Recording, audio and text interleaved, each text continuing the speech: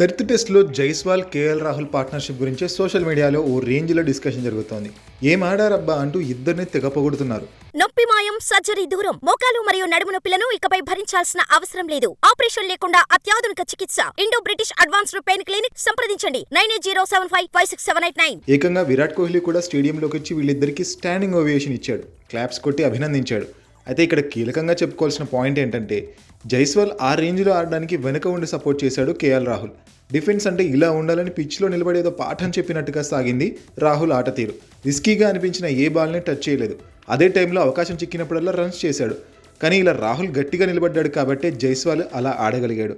ఇప్పుడే కాదు, క్రీజ్లో అవతలి వైపు ఎవరున్నా సరే రాహుల్ ఇదే విధంగా సపోర్ట్ చేస్తాడు. 2021లో ఇంగ్లాండ్లోని లార్డ్స్లో ఇంగ్లాండ్తో జరిగిన టెస్ట్ మ్యాచ్లో రోహిత్ శర్మకి అండగా నిలబడ్డాడు రాహుల్. ఇద్దరు కలిసి 126 పరుగుల పార్ట్నర్షిప్ని సాధించారు.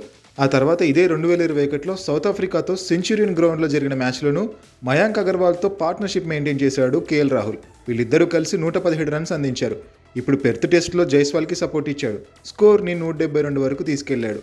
గత 14 ఏళ్లలో సౌత్ ఆఫ్రికా, ఇంగ్లాండ్, న్యూజిలాండ్, ఆస్ట్రేలియాతో ఇండియా ఆడిన టెస్ట్ మ్యాచ్లలో కేవలం 3 సార్లు మాత్రమే ఓపెనర్స్ 100 పరుగులకు పైగా పార్ట్నర్షిప్ని అందించారు. అయితే ఈ 3 సార్లు కేఎల్ రాహుల్ ఒక్కడే సపోర్ట్ ఇవ్వడం చాలా అరుదైన ఫీట్. అందుకే ఇప్పుడు జైస్వాల్తో పాటు రాహుల్ పైన పొగడ్తల వర్షం కురుస్తోంది.